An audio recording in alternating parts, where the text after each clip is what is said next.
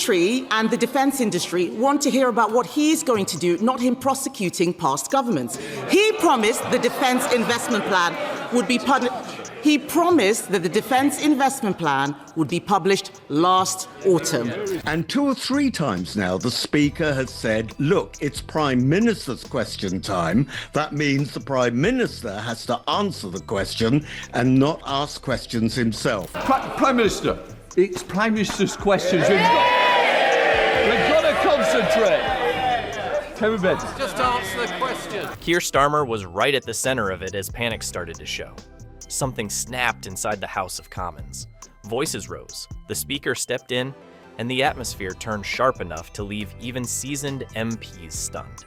That moment pushed everything into the open, and the fallout is still building. Every week, the Chief Whip, the government Chief Whip, goes to see the Speaker for a private meeting. And I believe that the Speaker has said several times that Keir Starmer has got to answer questions. The tension inside the House of Commons didn't just rise that day. It snapped. You could feel it in the noise, the interruptions, the way voices started cutting through each other. Then it happened. Lindsay Hoyle stepped in and shut it down. Right there in the middle of the session, he called out Keir Starmer. Not quietly, not politely, directly. This is Prime Minister's questions. Answer the question. That line hit hard because it almost never happens like that. Speakers guide, they don't confront like this. And in that moment, it stopped being politics as usual.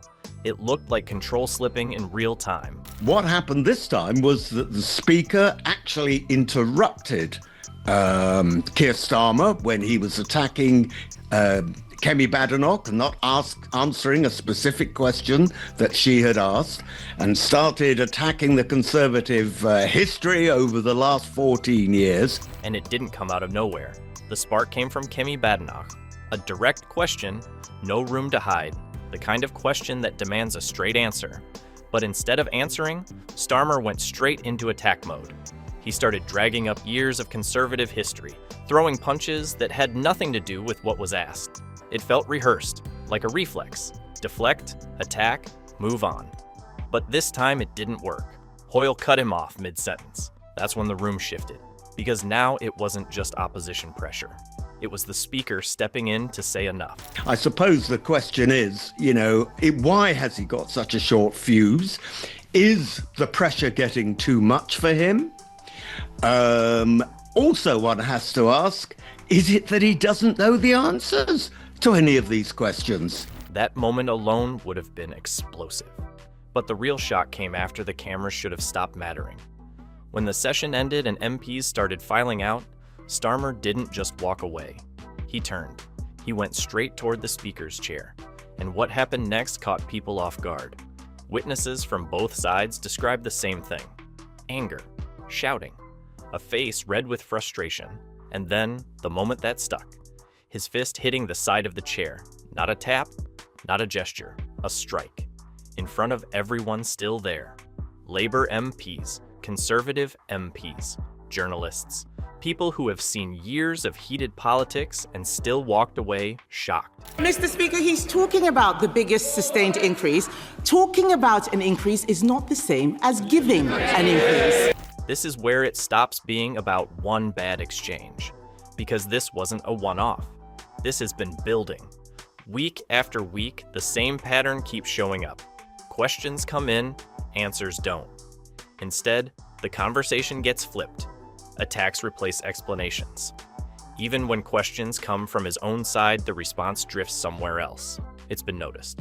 Not just by critics, but inside the system itself. There are reports that Hoyle has raised this issue privately more than once, that the message has already been sent. Answer the questions. Stick to the point. And yet, it keeps happening. He can't just evade questions, and this is what he does, of course. He gets a question, and then he either attacks the Conservative Party, if it's Kemi Badenoch or a Conservative backbencher asking the questions, or if it's a Lib Dem, or if it's Reform, he goes into a wild attack against Reform, again not answering the question. That turns Prime Minister's questions into something else entirely. It stops being accountability, it becomes performance, And when that performance starts breaking down, the cracks become impossible to hide. What people saw in that chamber was not just a political clash. It looked like frustration boiling over after weeks, maybe months, of pressure building underneath.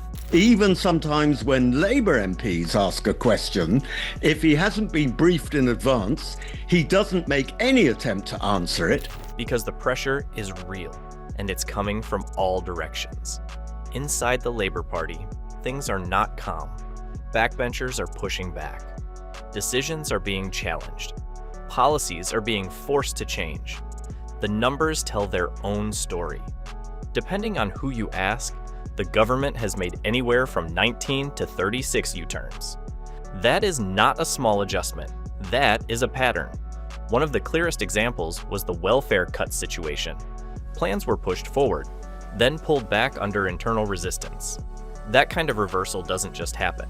It signals a leadership struggling to hold the line. He instead goes on the attack or starts talking about something completely different or starts asking questions himself of the person who's asked the question of him. And when you're dealing with pressure from your own side and attacks from the opposition at the same time, every public moment becomes heavier. Every question carries more risk. That's where the behavior starts to change.